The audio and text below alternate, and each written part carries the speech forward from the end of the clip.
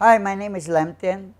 I'm back here for a visit in Habilitat in Kaneohe, Hawaii, and it's been, I think, more than 8 years since I came back for a visit.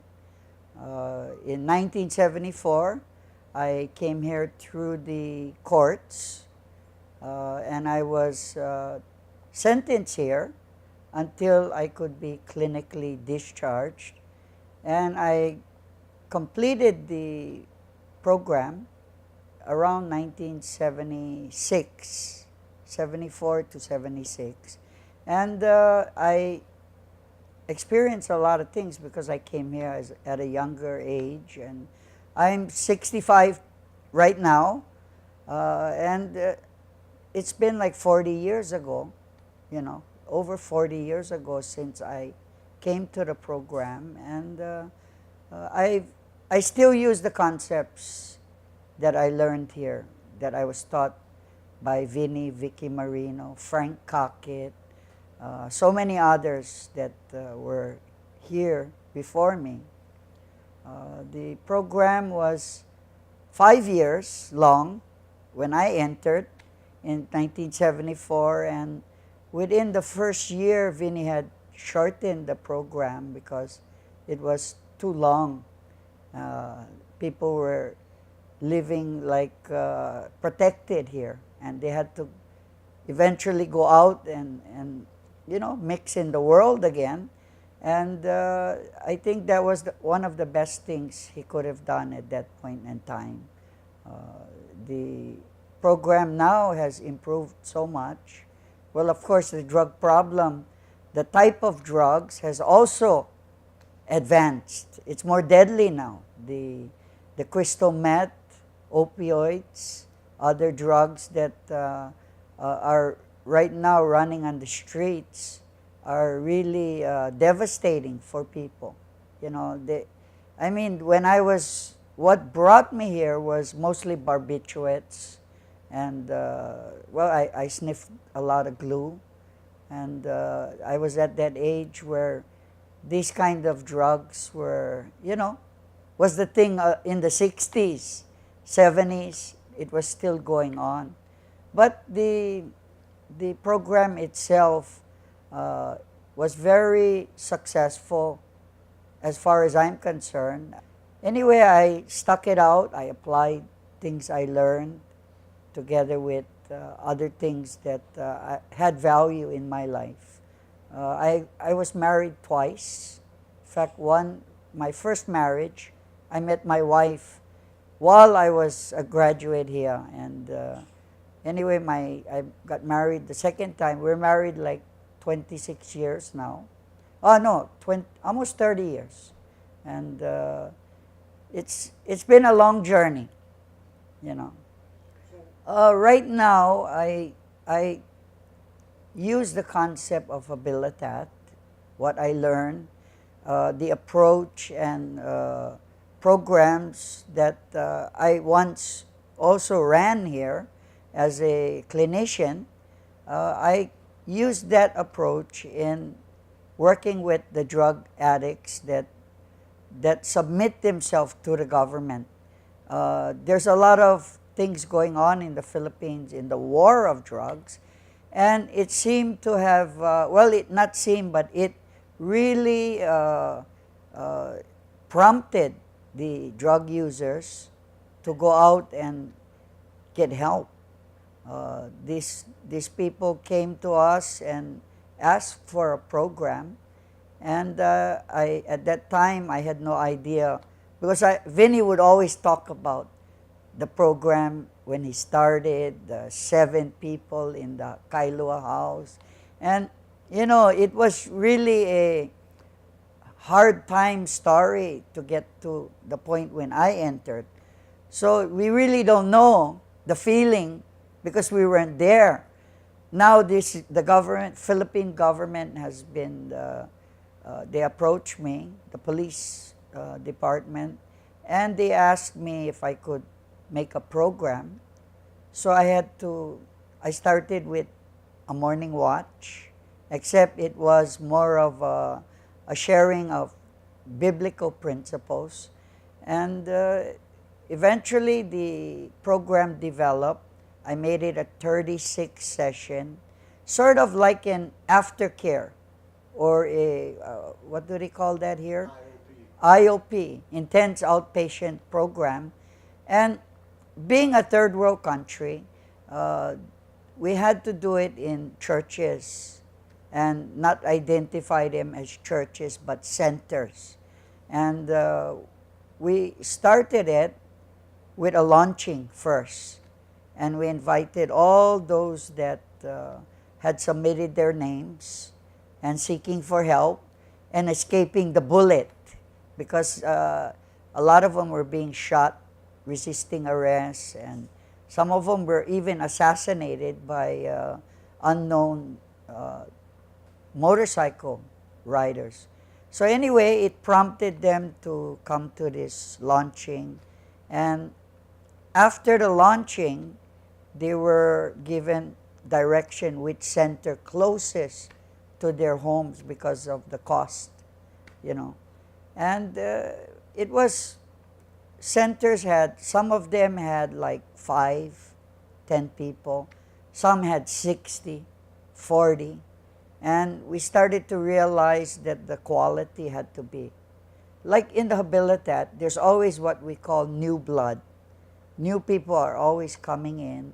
And that motivates the older people to walk better, to show by example. And at the same time, the new people generate change, in everything, because they got to be taught. And I took that concept and did the same thing with the groups there.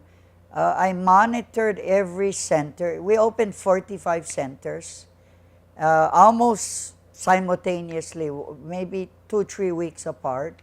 I worked in 2 cities and 1 municipality, a town. And we had at one point 500 addicts, men and women, that attended these sessions. Now, just like in Habilitat, not all make it. They give up. It's too hard for them. They don't understand why they're there. The denial. Of course, denial is a big factor in why people can't enter a program or complete. Some of them had, most of them had financial problems, so they had to find a job or work as they call it tricycle drivers. They drive the cabs, and a lot of them have that kind of jobs, and it's not expensive to run, and it gives them an income, small income, but we had to design the program to fit their schedule. In one city, we did it in the morning and afternoon for certain people. Well, I learned about family in the Habilitat. I had a younger sister, younger brother. I really was away from home.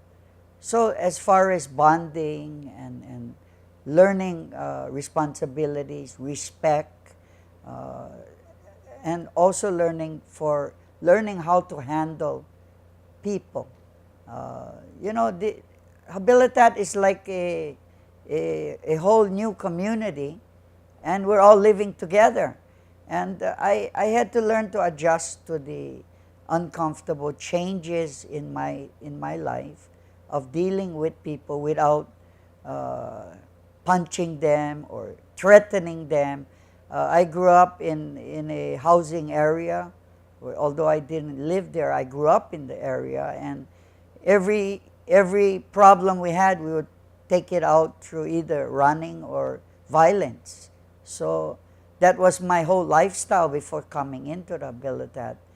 I learned about sales, doing labor types of work, jobs. I learned how to handle crews, which I never had that response. In fact, I dropped out of school way before I entered Habilitat, and I got my GED through the Habilitat.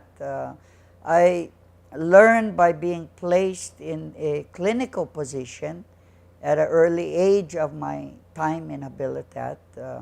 They taught me different things like how to handle responsible crews, like the expediters, the different crews, then running encounter games, different types of things that not everybody has the opportunity to learn.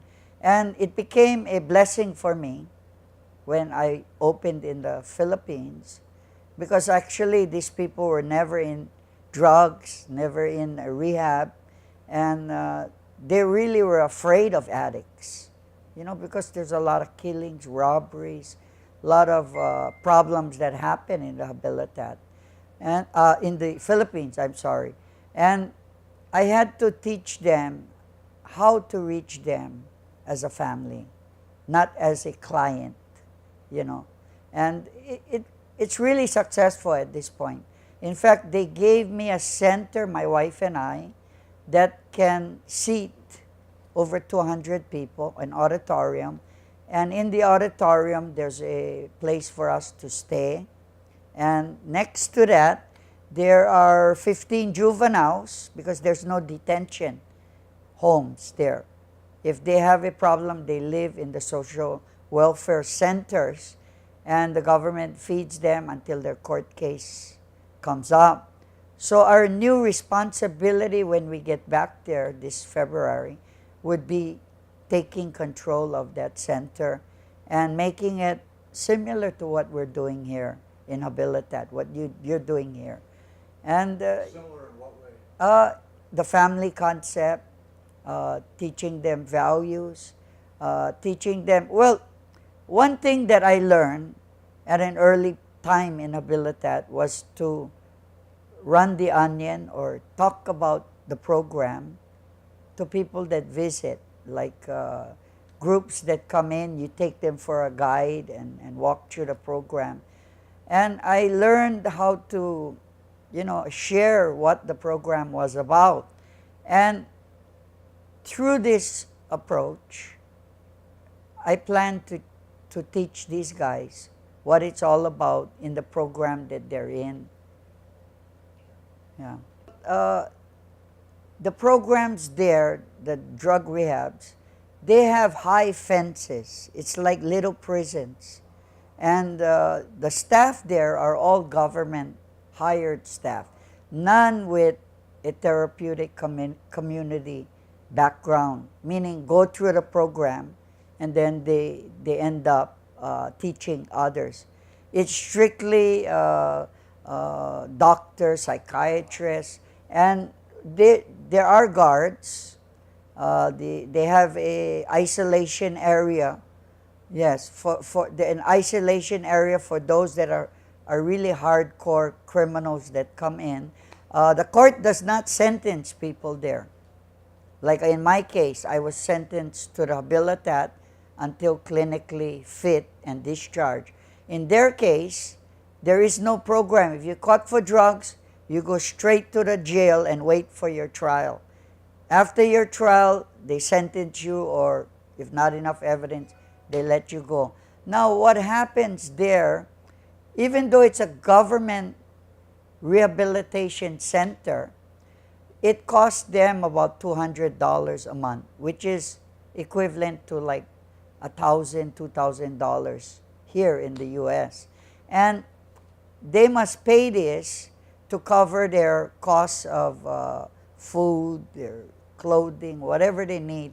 And they have to go there for only 6 months. The program is set. 6-month program. After the 6 months program, they release them no matter what their condition is. They release them back home and they go back to their environment where they came from. Majority of them relapse right after being released, mainly because the program was more like a prison. While they're there, all they're thinking about is the day of release.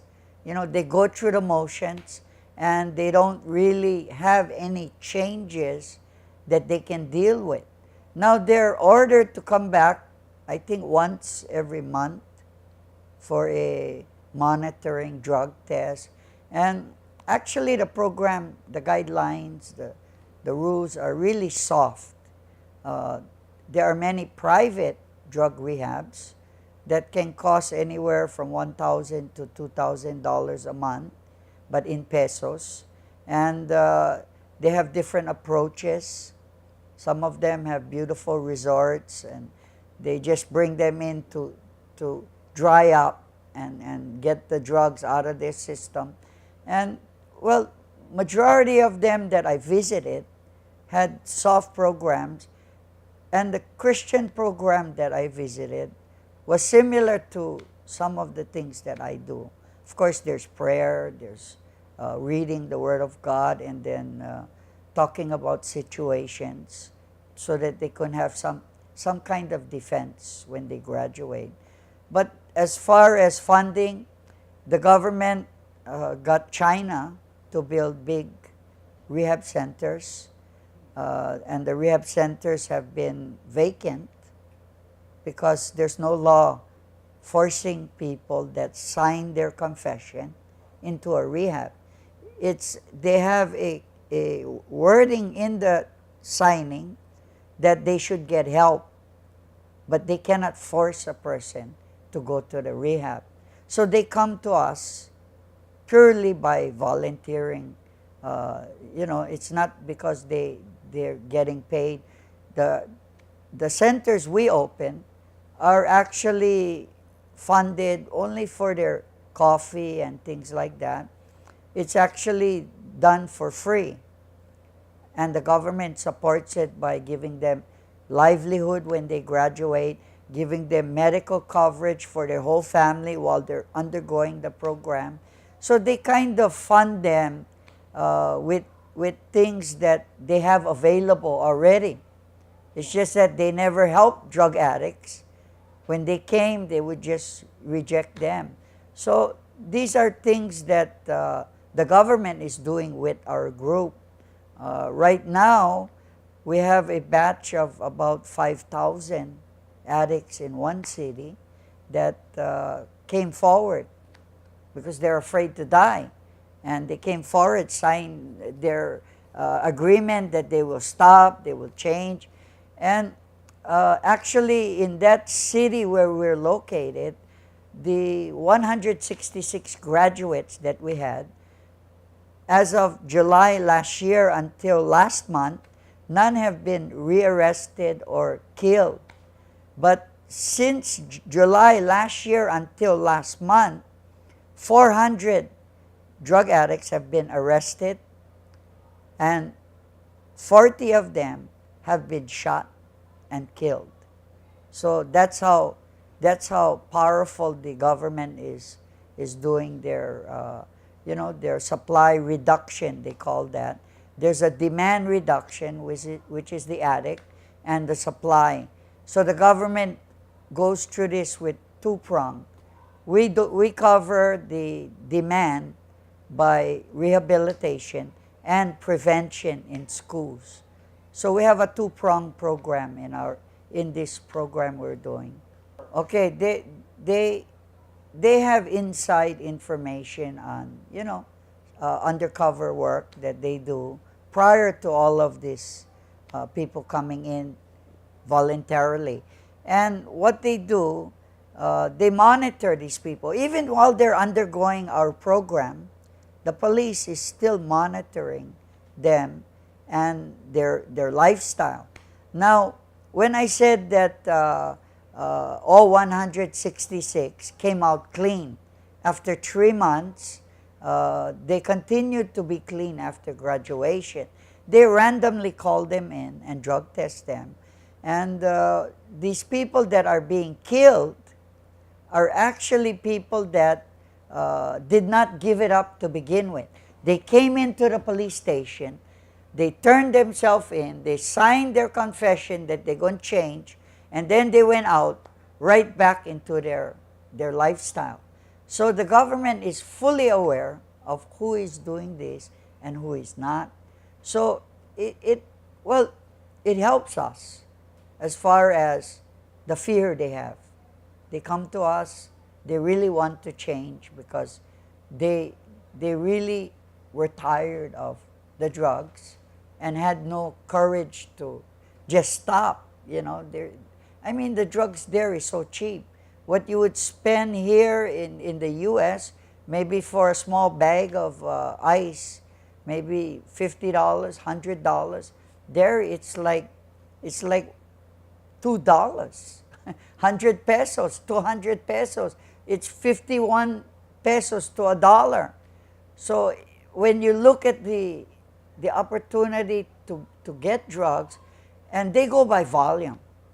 Now, drugs, when people sell drugs, they try to sell as much as possible in whatever quantity and just to survive, keep their habit going. These guys, there are many of them, do it just for profit. These are the ones that the government is really trying to get, those that are strictly doing it for profit. The ones that come to us are basically users. We had many came to us that swear up and down that they're not using. They were just pointed out because they were associated with the people. Now, it's not my job to question them. It's my job to get them better. So when they come to us, we still take them through the whole 3 months of this IOP. They learn something, and hopefully when they get out, they stay away from that kind of association. Some of them were drivers of buses, tricycles. They were in daily jobs where they could interact. Some of them owned little stores in the community that are open 24 hours. They go there, they buy cigarettes, they buy Coca-Cola, they buy food, and they come there, and it became perfect for them for dealing. So many of them, even after stopping, they continued to deal and got shot. So I learned a lot because it's a third world country. Circumstances of poverty, you can see how many of them get involved because they're poor. Well, Habilitat has been a great part of my life. I came in, I was a downer, sleeping pill addict, and I lived a carefree life. And when I came here, I started to learn that I should be responsible. At the same time, I met many good friends that I bonded with. The house itself, the place itself, although it's different, the feeling when you walk in, it's like you're home again. And these are things and reasons why I come back. And I know for a fact, people here, whether they're here 40 years ago or they're here now, we speak the same language. We had the same similar problems that brought us to this point of our life. Habilitat is the hardest thing that I ever went through. The drugs was nothing compared to going through a program without drugs, going through a program that you had to go through emotionally and mentally and understand and be educated at the same time. So when I brought these people from the Philippines here last week, they were amazed how the program looked. There were no guards. Everything was out in the open. And I told them, if you ever came in the program today, you'll never make it, because they couldn't understand some things being done here. And I really believe it's like coming home and seeing, a lot of things. Well, Facebook has opened a lot of people's pasts, reconnected old friends, had people, brought to memory a lot of places they've been. And I think that through the Facebook, I got connected again here. I connected to a lot of people in my peer group that graduated little before me and with me. Sad to say, a lot of them have died already through physical problems, you know. Some of them went to prison, still in prison. But the thing that brings me back is the fact that the island and you know, the people that are here that I know, uh, you know, it's just like a magnet, you know. The good feelings are there, the memories are there. Although I have a lot of memories of other places, there's no place like home. This is my second home, you know. So it's a good thing to come back. I had some visitors from the Philippines that we brought here.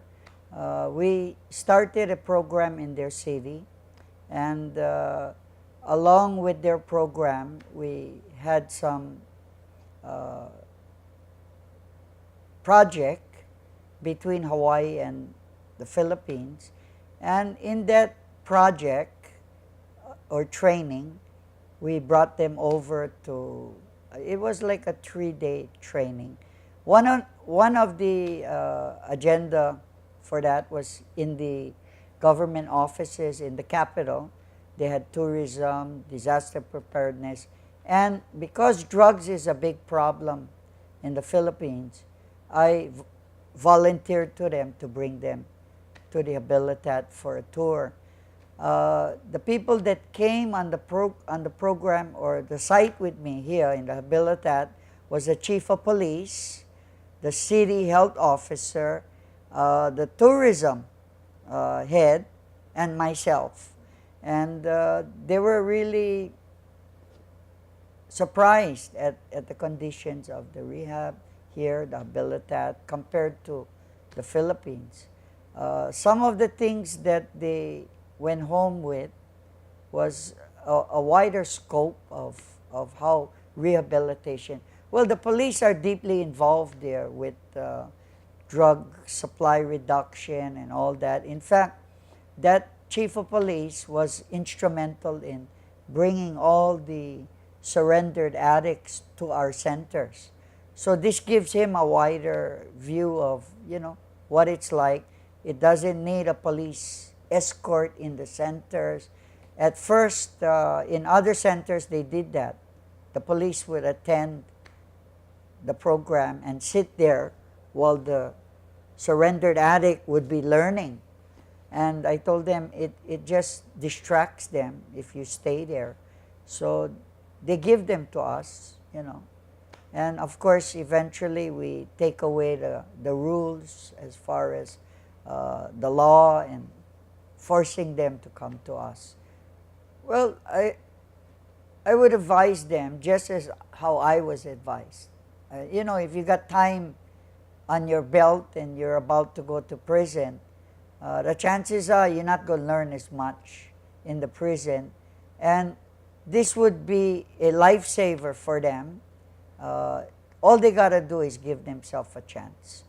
Walk in the door, be open-minded, and adjust to what's going to happen in their life. Some of them don't understand what the Habilitat is about.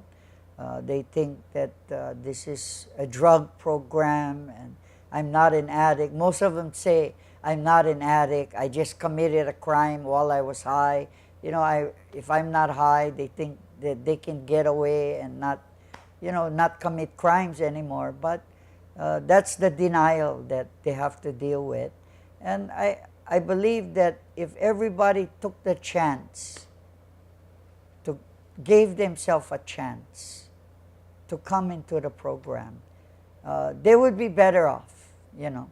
Although the program is not an easy program, it's hard, at least they would benefit something. I know people that never graduated, but they took what they learned here. I have a friend there that I knew for 40 years. He never graduated. He came here, he was here for a short time, but he still remembers the good things of the program. He's now drug-free, you know. So there are circumstances that we need to come to, especially somebody that has prison time waiting for them. You know, though the prison has many things to offer, I mean, this is the best place. I don't know how long the program is now, maybe 2 years or 2.5 years. That's not very long compared to the 20 years of addiction or 10 years of addiction, being homeless, not having money, wondering when their next fix can be, you know. So I think the best thing is to for people to give themselves a chance, you know. My name is Lemton. I was a graduate here. I went through the program of Habilitat, and I now run and manage approximately 45 programs and still growing centers in the Philippines. The Habilitat is an experience that you'll benefit from. I invite you to check them out.